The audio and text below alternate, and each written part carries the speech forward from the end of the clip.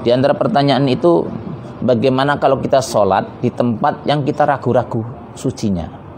Kadang-kadang banyak ibu rumah tangga yang dalam hal masalah membersihkan air kencing ini nggak paham.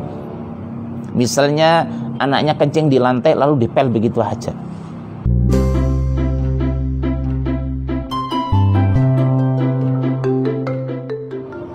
Assalamualaikum warahmatullahi wabarakatuh. Alhamdulillah wassalatu wassalamu ala Rasulillah wa ala alihi wa ashabihi wa mawala amma ba'du. Saudara-saudaraku semuanya, kita bersyukur kepada Allah Subhanahu wa taala.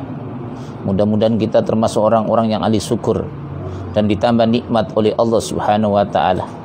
Salawat dan salam semoga selalu terkirim kepada Rasulullah sallallahu alaihi wasallam. Allahumma salli wa sallim ala sayyidina Muhammad. Mudah-mudahan kita nanti mendapatkan syafaat dari Rasulullah sallallahu alaihi wasallam. Saudara-saudaraku semuanya, pada pertemuan hari ini kita akan menjawab beberapa pertanyaan. Di antara pertanyaan itu, bagaimana kalau kita sholat di tempat yang kita ragu-ragu sucinya? Apakah suci atau tidak lantainya misalnya? Sedangkan kita sholat pakai sajadah. Saudara-saudaraku semuanya, di antara syarat daripada sholat itu harus suci tempat. Ini harus. Karena pernah kejadian di Masjid Nabawi, ada orang Badui kencing di pondok masjid, kemudian setelah itu disiram dengan satu ember air. Ini jadikan hujah bahwasanya tempat itu harus suci ketika kita mau sholat di atasnya. Pertanyaannya adalah, tempat itu memang kelihatan bersih suci, tapi kita ragu-ragu. Bagaimana? Kalau ragu-ragu, maka hukumnya tetap suci. Jadi, kalau memang kelihatannya suci, kelihatannya bersih, maka tetap itu hukumnya adalah suci, walaupun itu ada keraguan. Al-yakin la yazalu bisak, bahwa keyakinan tidak akan bisa hilang dengan keraguan. Saudara-saudaraku semuanya yang saya cintai, Islam menganjurkan kepada kita, bahkan memerintahkan kepada kita untuk selalu bersih pakaian kita, bersih tempat kita, bersih badan kita ketika kita menghadap Allah Subhanahu wa taala. Bukankah yang kita sembah adalah Allah yang maha gagah, yang maha kuasa? Bahkan dalam salah satu hadis, Allah itu indah, Allah cinta kepada keindahan.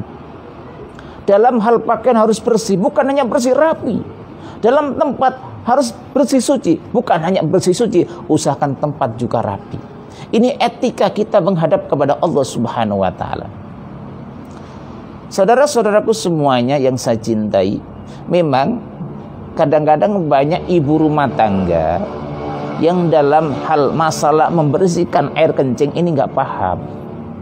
Misalnya anaknya kencing di lantai lalu dipel begitu aja. Lalu atasnya pakai sholat, ini masalah. Sering ini kejadian, kencing kemudian dipel begitu aja, dilap, tidak diguyur air, ini masalah. Ini tidak diperbolehkan. Kalau ada air kencing di atas lantai, maka itu memang boleh dipel dulu, baru setelah itu harus diguyur dengan air. Kenapa demikian? Ada kisah yang sangat menarik ketika ada orang Badui yang kencing di pojok masjid. Ketika para sahabat marah, kata Rasulullah, biarin saja dulu. Da'uhu, biarin saja, biarkan saja sampai selesai, biar nggak kemana-mana itu air kencingnya. Setelah itu apa? Wariku ala bauli sijlan min ma. Kata Rasulullah, siram di tempat air kencingnya itu dengan satu ember air. Disiram, bukan dilap. Diguyur, bukan hanya dilap pakai alat pel. Ini etika kita membersihkan tempat yang terkena najis.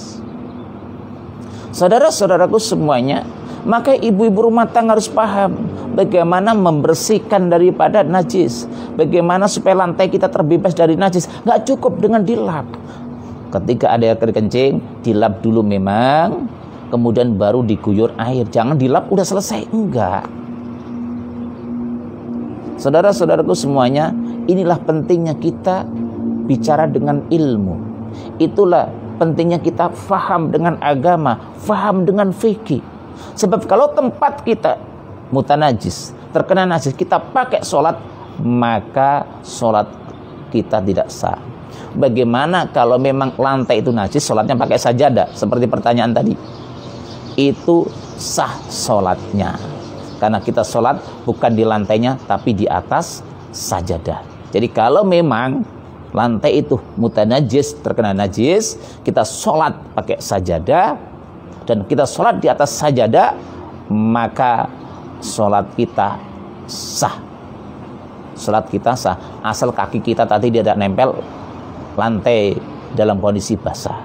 Mudah-mudahan ini ada manfaatnya untuk kita semuanya. Tentunya kami mengajak kepada saudara-saudaraku semuanya untuk mempelajari ilmu agama, untuk mempelajari fikih, untuk bekal hidup kita, agar hidup kita, tingkah laku kita, rumah tangga kita sesuai dengan aturan syariat Allah dan Rasulnya.